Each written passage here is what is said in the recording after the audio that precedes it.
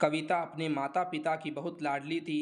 3 बड़े भाइयों की बहन थी। कोई भी चीज़ मांगने पर उसी वक्त सामने हाजिर हो जाती। पूरे घर में रौब था उसका। पूरे परिवार और नौकरों पर राजकुमारी की तरह हुक्म चलाती थी कविता। स्कूल में भी पूरा रौब था उसका। बड़े घर की लड़की जो थी वह। ऐसे ही उसने कॉलेज में दाखिला लिया। उसके ठाट बाट, बड़ी गाड़ी में आना जाना, हर दिन नया फैशन देखकर हर कोई उससे दोस्ती करना चाहता था। थोड़े ही दिनों में उसके बहुत से दोस्त बन गए। पूरे कॉलेज में उसकी अपनी ही एक पहचान थी। इन दिनों उसके घर एक रिश्ता आया। खानदानी लोग थे और पापा की पुरानी जान पहचान थी उनके साथ। कविता के साथ कोई ज़बरदस्ती नहीं थी, पर कविता ने फिर भी हाँ कर दी, क्योंकि वह अपने परिवार से बहुत प्यार करती थी। वह जानती थी कि वह लोग उसका अच्छा ही सोचेंगे। लड़के का नाम राज था। राज काफ़ी पढ़ा लिखा और समझदार लड़का था।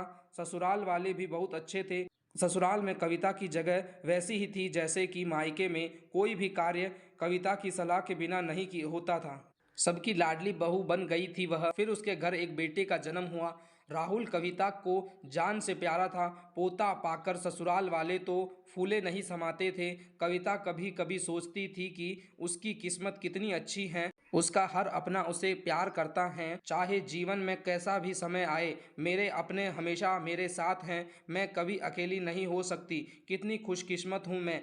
पर शायद कविता की खुशियों को उसकी अपनी ही नज़र लग गई थी। एक दिन वह मायके जाने की जिद कर बैठी। राज को बहुत काम था, लेकिन वह फिर भी उसे ले गया। रास्ते में उसकी गाड़ी अन्य गाड़ी से टकरा गई।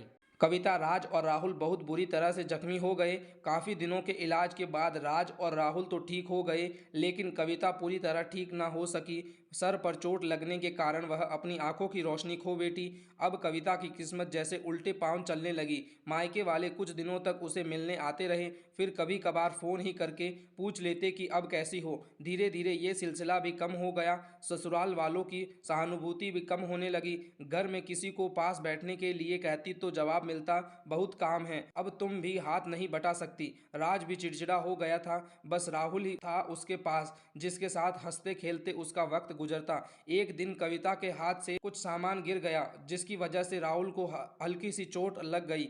कविता के सास ससुर ने राहुल को उससे अलग कर दिया कि कहीं उसके ना देखने की वजह से बच्चे का कोई नुकसान ना हो जाए। कविता अंदर से टूट चुकी थी। एक दिन उसने सबके सामने मायके जाने की इच्छा रखी तो राज उसे तुरंत मायके छोड़ आया, जैसे कि वह भी यही चाहता था। लेकिन राहुल को उसके साथ नहीं भेजा गया। कविता कभी राहुल से दूर नहीं रही थी, पर अपनी कमी के कारण उसने ज्यादा बहस नहीं की। कविता को लगा कि वह 3-4 दिन वहां रहेगी तो थोड़ा हवा पानी बदल जाएगा, क्योंकि वह कितने दिनों से कहीं भी बाहर नहीं गई थी। घर वाले भी इतने दिनों बाद उसे देखकर कितने खुश होंगे। कविता के घर पहुंचने पर सब लोग बहुत खुश हुए। खाने में सब कुछ कविता की पसंद का ही बना था। उसने अपने मम्मी पापा और भाई भाभीियों से दिल खोल कर बातें की। उसके छोटे छोटे बच्चे भी बुआ के साथ घुल मिल गए थे। रात को सोने के वक्त जब वह कपड़े बदलने लगी तो उसे पता चला कि उसका बैग तो बहुत भरा हुआ था। वह सब समझ गई। वह बहुत उदास हो गई। कुछ दिनों तक सब ठीक रहा, फिर जैसे सब बदलने लगा, सबका व्यवहार बदल रहा था। वह लोग जैसे थक चुके थे उससे। सब लोग घुमा फिरा कर पूछने लगे कि राज कब आ रहा है, उसे ले जाने। वह बहाना बना देती, जबकि वह जानती थी कि उस घर में अब उसके लिए कोई जगह नहीं। कविता से चलते वक्त कुछ ना कुछ नुकसान हो जाता।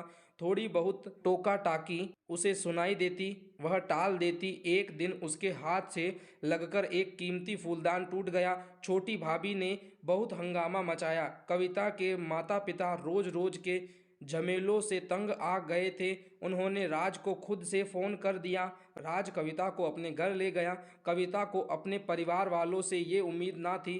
जिस कविता के कहे बिना घर में एक पत्ता भी नहीं हिलता था, उस घर के लिए वह अब बोझ बन चुकी थी।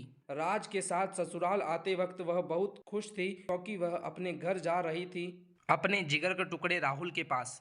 परंतु यह खुशी भी कुछ पल की ही थी। सारा बंदोबस्त पहले ही किया हुआ था। कविता को सीधे ऊपर वाले कमरे में पहुंचा दिया गया। राहुल से दूर रहने की सख्त चेतावनी दी गई। एक काम वाली लता को उसकी जिम्मेदारी सौंपी गई, जो उसके खाने पहनने और जैसी ज़रूरतों का ध्यान रखती। कविता ज़्यादातर चुप ही रहती। कभी कभी काम वाली लता से थोड़ा बतिया लेती।